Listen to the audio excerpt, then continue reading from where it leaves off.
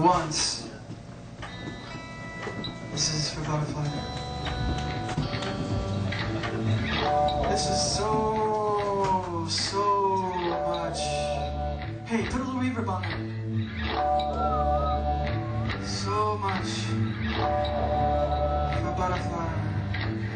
So much.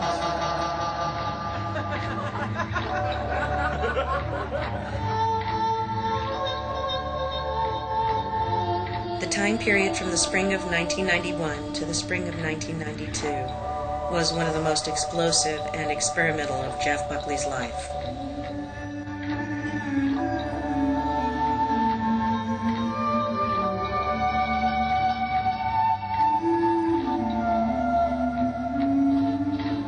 I remember clearly the first time I met Jeff. He was 17 years old, and I met him at a school that kind of popular here in LA. It's called GIT, or Musicians Institute, and he was a struggling student.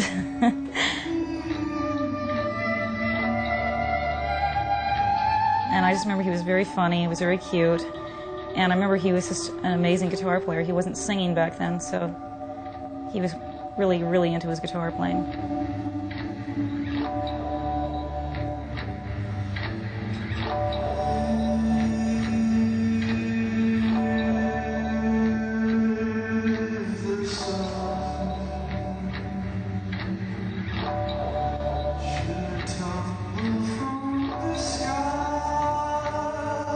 My first meeting with Jeff was sometime in the late 80s.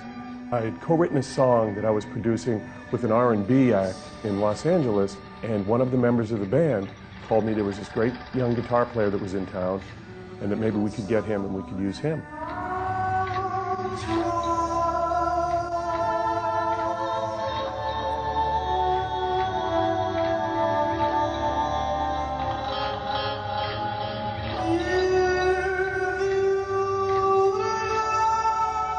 That night, Jeff Buckley walks into my house, comes in, sits down, says maybe 2 words, and proceeds to play the most amazing stuff I had ever heard.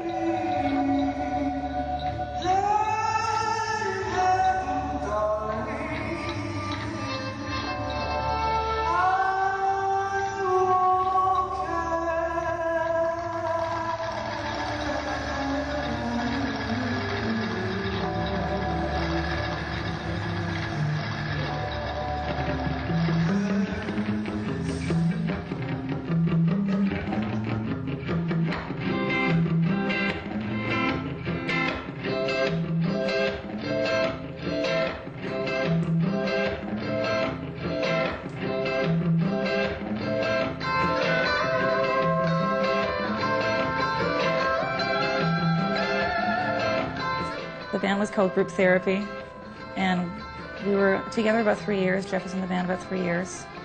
We did a lot of shows, and I kind of saw him blossom during this time. He was kind of shy at first. Jeff was a very introverted and shy person back then. You know, he grew a lot.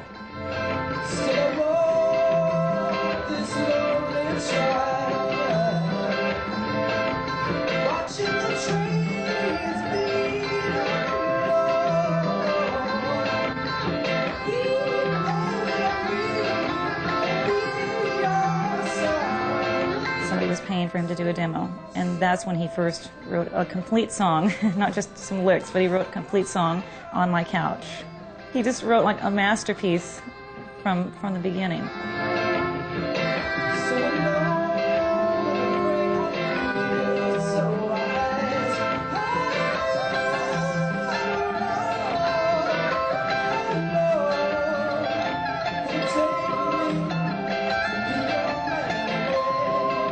Everything he did, Jeff did 110%, and it came out like that.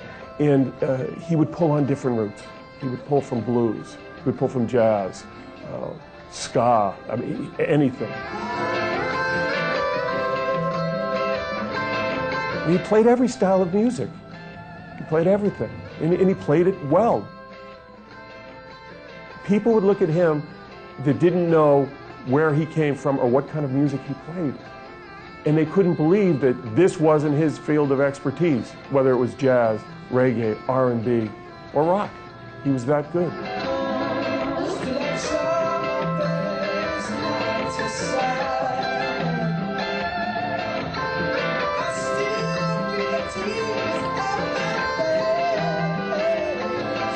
He really just wanted to be an artist, even at a young age. I think he decided at 8 years old he was going to be a musician forever.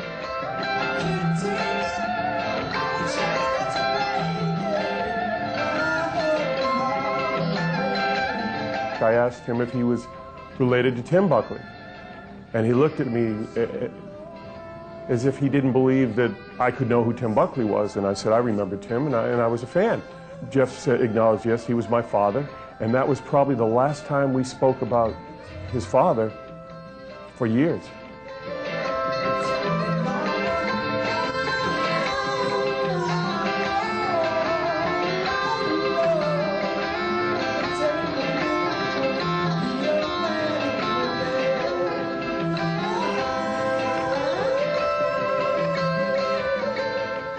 I met him at a tribute to his father, Tim Buckley, that was held at St. Anne's Church in 1991.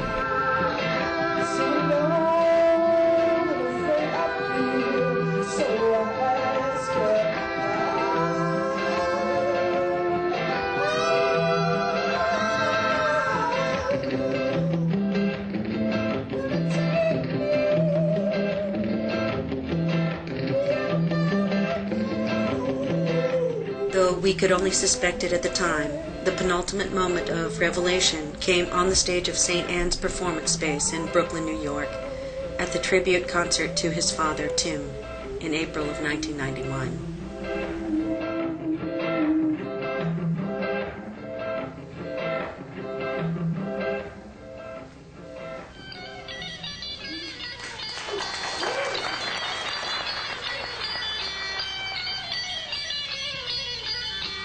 We decided that we wanted to celebrate the music of Tim Buckley.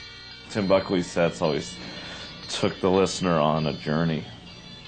Within the course of the set, one experienced every emotion, and the music would go from incredibly quiet, Tim singing a cappella, to very loud and aggressive. Hal Willner and I had a plan. Yeah, I felt that a evening of multi-artists doing his music would be an amazing evening of music. I said, well, why don't we do it as a live show? We'll try it at St. Anne's and we'll just see what happens. Janine was in touch with the head of his estate, who not only provided us with pictures and bios and things like that, but he also told us that there was a son. The conversation went something like, he has a son who's a singer and guitarist and songwriter, and they went, is he any good? And the guy went, much better than Tim. I think he was excited to come, and I think he was excited to participate. He took it upon himself to call St. Anne's.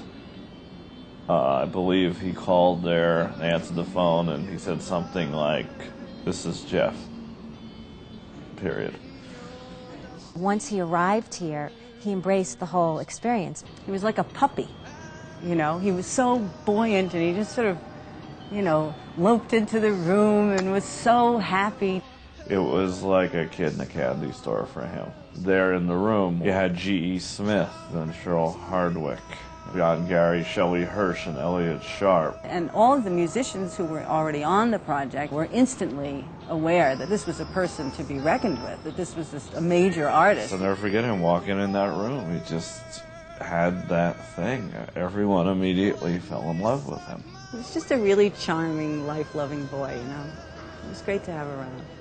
I think I put him together with Gary Lucas beforehand. Yeah, Jeff was a big Beefheart fan, and Gary had played with Beefheart. It was really something and electric. So I invited him back to my apartment. The producer, Hal Willner, said, work up a Tim Buckley number. I said, so, did Jeff Buckley arrive? And she went, oh yeah, he's here. And she said, and he's quite the looker. We do not have to worry about Jeff. He's going to be well taken care of in New York. He just became everyone's best friend at the concert. I had him basically collaborate with everybody. I think there was a certain willingness to accept him into the fold right away. But that was all because he blew their minds when he sang I Never Asked to Be Your Mountain. I never asked to be a mountain, I never asked to fly. Remember when you came to me and told me of his life. He also began to embrace the part of his dad that was in him. I think he was ready to do it, and I think the idea, as I said, that he could do it once and be done with it was very appealing to him. He had, within the course of that one show, been accepted by almost every musical grouping in New York. A couple of relationships happened for him in St. Anne's. I mean, first of all, he forged a musical alliance with Gary Lucas. He needed to come here. This was his Mecca. He needed to come to New York. He also fell in love here. He met Rebecca Moore here. That was really fun to watch. It was like a little dog, and he spotted her and just went whoop right there. Everyone just adopted him, and it just became a natural thing for him to want to come here. I mean, it's sort of like he walked into a new life. She says your scoundrel father flies were the dance they call the queen. New York agreed with him, and Jeff agreed with New York. He came back, as a matter of fact, he came back with Rebecca Moore, and Jeff seemed happy on many levels, many areas of his life. He seemed happy and focused, especially in music. He really seemed like he knew what he wanted to do.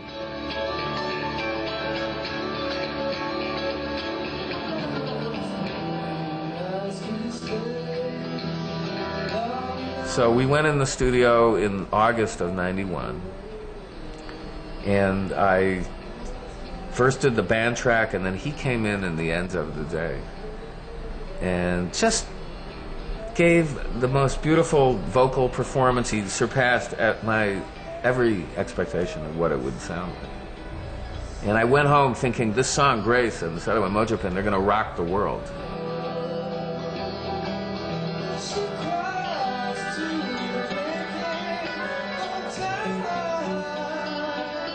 He did not belong in Los Angeles. He was not the big phony. I think if he stayed here, he would have been eaten alive. He's just continued to try to be a musician here. I think it would have just killed him artistically.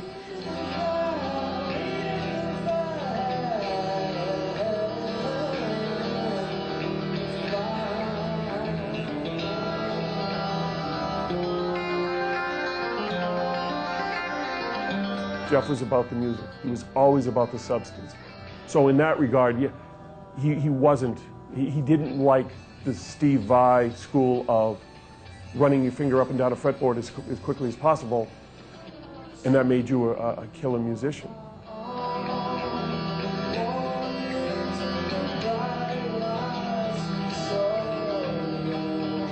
Anyway, it developed, and we continued to work, and we did shows at the old knitting factory.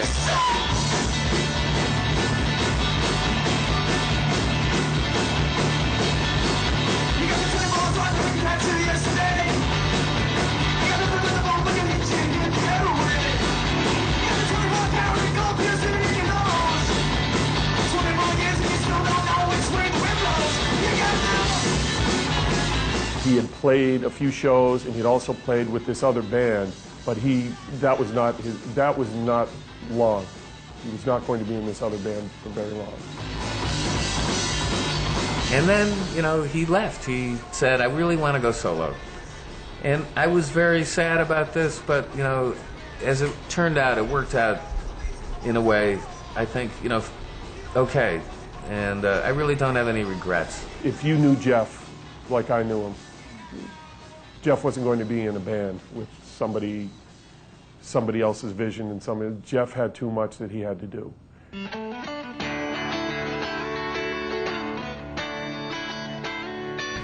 Over the last 5 years, Gary's approached me several times with the intention to visit these recordings again. It wasn't until recently that I thought we might have the means by which to fix the recordings or be able to do something we could be proud of with them. I thought of who I might turn to for advice in this matter, and the only name that came to mind was Hal Wilner. He promised me that if there was an album in these recordings that he would find it. When he came to me and asked me to break my rule about not allowing overdubs, I was hesitant. But his suggestion that we bring in Sex Mob to do some special treatments to one of the songs for She Is Free, I thought, well, let's give it a try.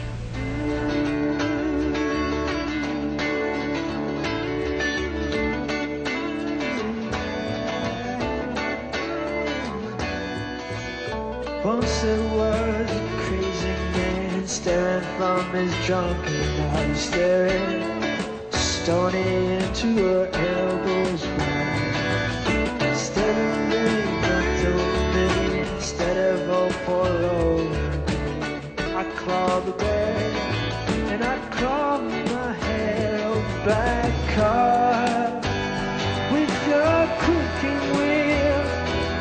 Take away this thoughts of mine, paint sheets singing rhythm. Dig holes for me to sleep inside.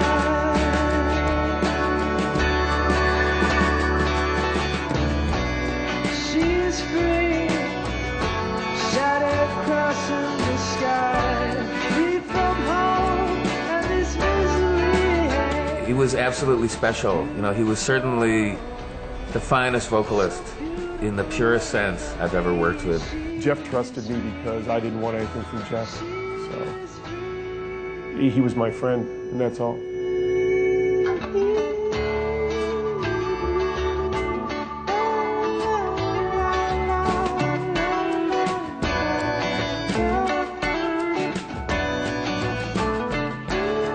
Everyone was just blown away because they had never heard anything that he's written, and for something to be this incredible, I don't think I would show someone my very first song that I wrote. He was one of those kinds of people that, you know, everyone who meets him thinks they know him best. You know, because when you were with him, you had his full attention, you know, and his full heart and admiration, and he just gave very freely of himself. He just is soft-spoken, I mean, very smart, very funny, up to do anything. You know, anything you asked, he'd do.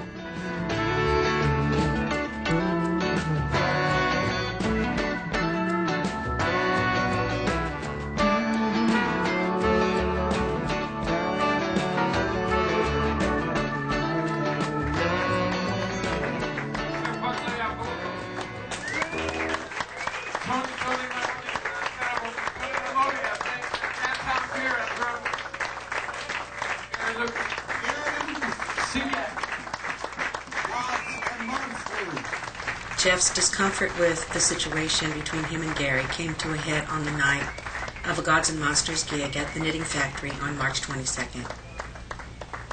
Jeff had recently informed Gary he wanted to leave the band, and the tension between the two was palpable enough that more than one observer made note of the effect. To their credit, in spite of their personal issues, Jeff and Gary performed with unusual abandon that night.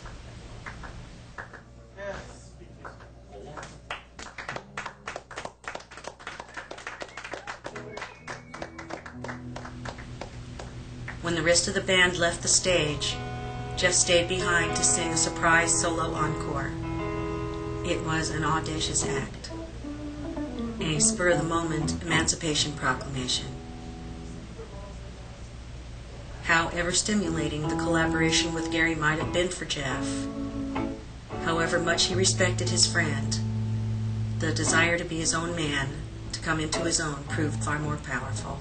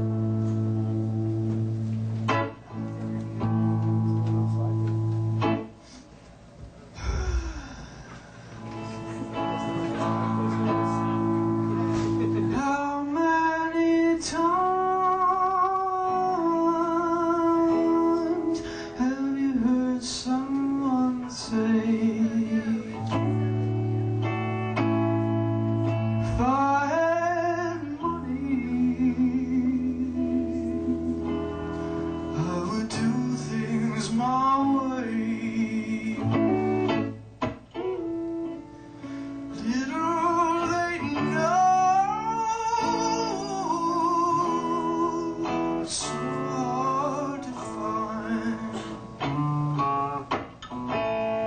one rich man in 10 with a satisfied mind. But he can buy back your youth when you're old. Friend, when you're lonely, don't you know, oh, peace to your soul. Now the wealthiest person is a pauper at times, compared to the man with a satisfied mind.